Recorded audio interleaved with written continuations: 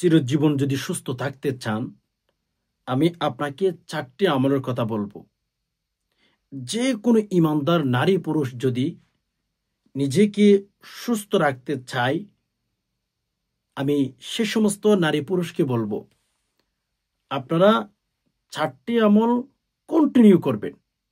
হাঁটতে, বসতে, চলতে, ফিরতে সব সময় যদি 4টি আমল আপনার হায়াতের জিন্দেগিতে জারি রাখতে পারেন, আমার বিশ্বাস ইনশাআল্লাহ আল্লাহ পাক রব্বুল আলামিন আপনাকে সুস্থ রাখবেন। যে সমস্ত রোগ হলে মানুষ দুর্বল হয়ে যায়, কমজোর হয়ে যায়, মানুষের কিচ্ছু ভালো লাগে না, আমি যে 4টি আমলের কথা আপনাকে বলে দেব, সেই 4টি আমল যদি আপনি সবসময় করতে পারেন, ইনশাআল্লাহ আল্লাহ পাক রব্বুল আলামিন আপনাকে সুস্থতার নিয়ামতের মধ্যেই রাখবেন। আপনি ভালো থাকবেন, সুস্থ থাকবেন।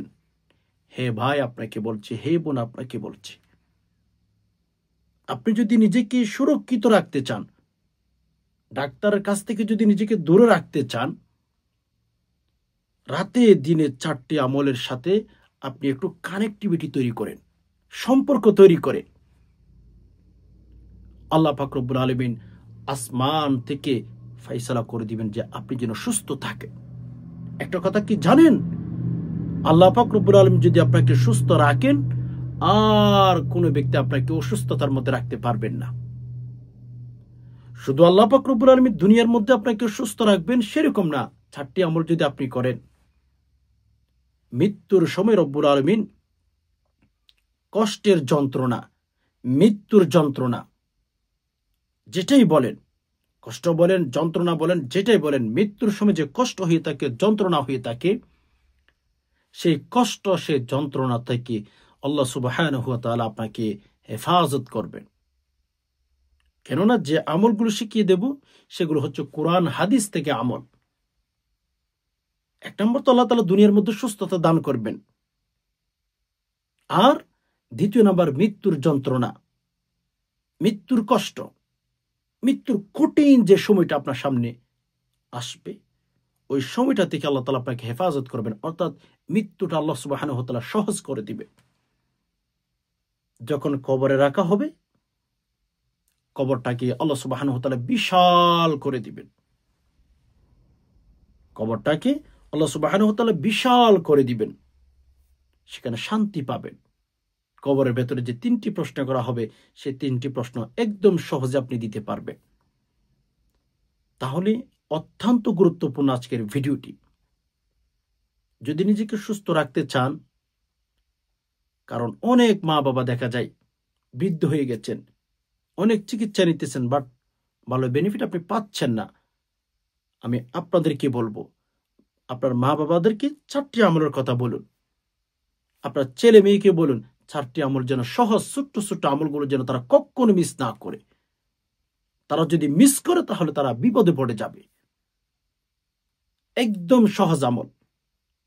একটু যদি জানতে চান, যদি শিখতে চান, একটু সবর করতে হবে। সবর করে ভিডিওটি শুরু থেকে শেষ অবধি আপনার দেখতেই হবে। আর হ্যাঁ, এরকম নিত্য নতুন যদি গুরুত্বপূর্ণ কোরআন হাদিস থেকে যদি আপনি আমল শিখতে চান, দোয়া শিখতে চান, মাসাইল শিখতে চান, তাহলে অবশ্যই একটি লাইক করে ফেলুন, চ্যানেলটি সাবস্ক্রাইব করে অল নোটিফিকেশন অন করে ফেলুন। আমি যখনই ভিডিও আপলোড করব, যখনই কোনো মাসাইলের ভিডিও আপলোড করব, যখনই কোনো দোয়ার ভিডিও আপলোড করব, আপনি যেন সাথে সাথে পেয়ে যান। সেজন্য একটি লাইক করে চ্যানেলটি সাবস্ক্রাইব করে অল নোটিফিকেশন অন করে ফেলুন। কারণ অনেকেই আইসা প্রশ্ন করেন যে হুজুর আপনার ভিডিও পাচ্ছি না। সম্মানিত দিনী ভাই বোন, আপনি ভিডিও কিভাবে পাবেন? লাইক করেন নাই, সাবস্ক্রাইব করেন নাই, তাহলে আপনি আমাকে কখনো পাবেন না। তো যাই হোক, সর্বপ্রথম সুস্থতা নিয়ে আমি একটা ঘটনা বলবো আপনাদেরকে। সুস্থতা আল্লাহ পাক রব্বুল আলামিনের তরফ থেকে অনেক বড় একটি নিয়ামত, অনেক বড় একটি নিয়ামতের নাম সুস্থতা। যেমন একটা ঘটনা পাওয়া যায় কিতাবের ভেতরে। আমরা সবাই জানি মুসা আলাইহিস সালাতু ওয়াস সালাম আল্লাহর সাথে সব সময় কথা বলতেন, যখন মন চাই তখন বলতেন, যার কারণে মূসা নবীর লকব কিতাবের ভেতরে এসেছে, কুরআনুল কারীমের ভেতরে, ওয়া কাল্লামাল্লাহু মূসা তাকলিমা। মূসা নবী আল্লাহর সাথে সব সময় বেশি থেকে বেশি কথা বলতেন। যখন মন চাই তখন আল্লাহ তাআলাকে বলতেন, আল্লাহ আপনার সাথে কথা বলবো। আল্লাহ পাক রব্বুল আলামিন নির্দিষ্ট সময় করে মূসাকে বলতেন, মূসা তোর পাহাড়ে আসো, তোমার সাথে কথা হবে। যার কারণে মূসা নবীকে আল্লাহ পাক রব্বুল আলামিন ওয়া কাল্লামাল্লাহু মূসা তাকলিমা। মূসা নবী একদিন আল্লাহর সাথে কথা বলতে বলতে একদিন আল্লাহ পাক রব্বুল আলামিনের কাছে প্রশ্ন করে বসলেন যে, আল্লাহ, একটা কথা জানতে খুব ইচ্ছা হয়। মালিক, আপনার সাথে আমি যখন কথা বলা শুরু করলাম আজকে, একটা বিষয় জানতে আমার খুব ইচ্ছা হয়। আল্লাহ পাক বললেন, কোন কথা? তখন মূসা নবী বললেন, আল্লাহ, আমি যে কথাটা জিজ্ঞেস করবো এটা যদিও সম্ভব না, যদি আল্লাহ আপনি একটু মনে মনে একটুর জন্য, একটু সময়ের জন্য যদি আপনি মেনে নেন, আমি যদি একটু সময়ের জন্য মেনে নিয়ে ফেলি। আল্লাহ, আমার জানার বিষয় হচ্ছে, আল্লাহ আমার জানতে ইচ্ছা হচ্ছে যে আল্লাহ, আমি মূসা যদি আল্লাহ হতাম, আপনি আল্লাহ যদি মূসা হতেন। মূসা বললেন, আল্লাহ, এটা কখনো সম্ভব না, তবে আমার জানার ইচ্ছা হচ্ছে, আমার খুব ইচ্ছা হয় আপনি যদি মূসা হয়ে যেতেন, আমি মূসা যদি আল্লাহ হয়ে যেতাম, তখন আল্লাহ আপনি আমার কাছে কোন জিনিসটা চাইতেন? আল্লাহ পাক রব্বুল আলামিন বললেন, মূসা কি কথা বললে, এটা কি কখনো সম্ভব? মূসা তুমি এমন কথা কেন বলছো? মূসা এটা তো কখনো সম্ভব নয়। মূসা এটা কখনো আমার পক্ষে সম্ভব নয়। মূসা বললেন, হ্যাঁ আল্লাহ, আমি জানি সেটা কখনো সম্ভব নয়, কিন্তু আমার জানতে ইচ্ছা হয়, আল্লাহ, একটুর জন্য যদি ধরে নিয়ে ফেলি যে আপনি মূসা হয়ে গেছেন, আমি আল্লাহ হয়ে গেলাম, তখন আপনি আমার কাছে কোন জিনিসটার জন্য বেশি বেশি দোয়া করতেন বা চাইতেন, একটু বলবেন কি? তখন মূসা নবী, না ছোট বান্দা, আল্লাহ পাক রব্বুল আলামিনের কাছে জানতেই হবে। আল্লাহ পাক ঠিক আছে মূসাকে বললেন, মূসা তুমি যা যা বলেছ তা তা যদি হয়ে থাকে, যদিও সম্ভব না, যদি কিছুক্ষণের জন্য আমি ধরে নিয়ে ফেলি। মূসাকে আল্লাহ পাক রব্বুল আলামিন বললেন, মূসা, আমি তোমার কাছে যে জিনিসটা চাইবে সেটা হচ্ছে সুস্থতা। হে মূসা, আমি তোমার কাছে সুস্থতা চাইতাম। এখান থেকে স্পষ্ট প্রমাণ হয়, আল্লাহ পাক নিজেও স্বীকার করেছেন মানুষের সুস্থতা কিন্তু বড় নিয়ামত। মানুষকে যখন আল্লাহ পাক রব্বুল আলামিন সুস্থতার মধ্যে রাখেন, ওই ব্যক্তি দুনিয়াদারি সব কিছু ভুলে যায়, দুনিয়াদারির তেমন খবর থাকে না। আমিও বলি শুনেন, আপনি যদি আল্লাহ পাক রব্বুল আলামিনের উপর শুকরিয়া আদায় করতে পারেন, আল্লাহ পাক রব্বুল আলামিনের কাছে চাইতে পারেন, আল্লাহ পাক অবশ্যই অবশ্যই আপনাকে আমাকে সুস্থতার মধ্যে রাখবেন। আল্লাহর কাছে আমরা বেশি বেশি দোয়া করব যে আল্লাহ আপনি আমাদেরকে একটু সুস্থতার মধ্যেই রাখেন। অবশ্যই রাখবে। আল্লাহ তো আল্লাহ, ঠিক না? আল্লাহ তো আল্লাহ। তো যাই হোক, শরীরের যে কোনো রোগ দূর করার জন্য আমি যে আপনাদেরকে 4টি আমলের কথা বলবো, একেবারে সহজভাবে আপনারা বোঝার চেষ্টা করবেন। ইনশাআল্লাহ যদি সঠিক নিয়মে আপনি আমলটি করতে পারেন, আল্লাহ পাক রব্বুল আলামিন আপনাকে সুস্থতার হায়াত দান করবেন, অসুস্থতা রব্বুল আলামিন দূর করে দিবেন। 1 নাম্বার, আপনার চোখের মধ্যে হাত দিবেন। ওকে, চোখের মধ্যে এভাবে হাত দিয়ে অথবা এভাবে হাত দিয়ে আপনি আল্লাহ পাক রব্বুল আলামিনের গুণবাচক একটি নাম 21 বার পাঠ করবেন। সেটি কি? এভাবে হাত দিয়ে, ইয়া নূরু, ইয়া নূরু, ইয়া নূরু, ইয়া নূরু। আপনি যদি 21 বার পাঠ করতে পারেন, ইয়া নূরু, ইয়া নূরু, 21 বার যদি চোখের উপর হাত দিয়ে পাঠ করতে পারেন, আল্লাহ পাক আপনার চোখের সকল সমস্যা দূর করে দিবেন। চোখের মধ্যে হাত দিবেন আর পাঠ করবেন, ইয়া নূরু, ইয়া নূরু, ইয়া নূরু। পাঠ করে ফেলবেন। রব্বুল আলামিন অবশ্যই আপনার চোখের সকল রোগ ভালো করে দিবেন। আল্লাহ তাআলা আমাদের বডির ভেতরে যে সমস্ত নিয়ামত আমাদেরকে দিয়েছেন, ও মেরে দোস্ত, চোখ হচ্ছে সবচেয়ে বড় নিয়ামত।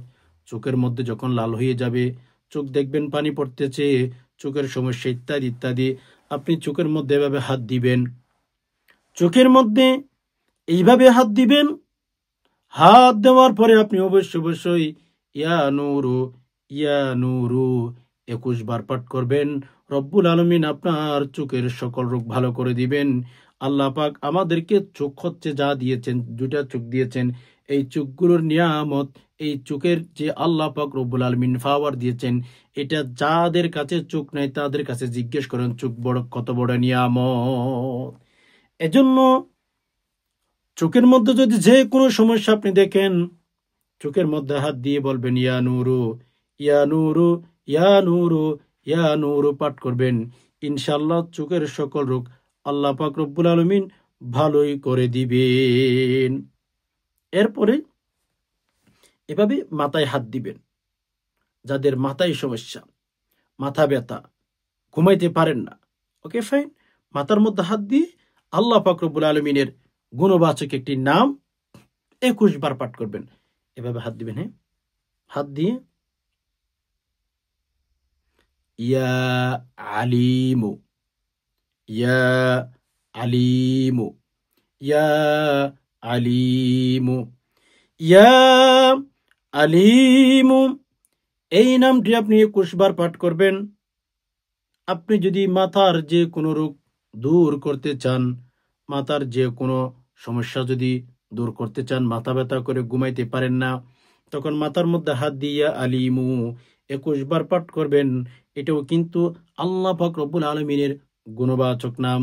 এই নামের উসিলাই রব্বুল আলামিন আপনার শরীরের যে কোনো রোগ, আপনার মাথার যে কোনো রোগ ইনশাআল্লাহ ভালো করে দিবেন। 1 নম্বর চোখের রোগ মুক্তি করার জন্য একটা আমলের কথা বললাম।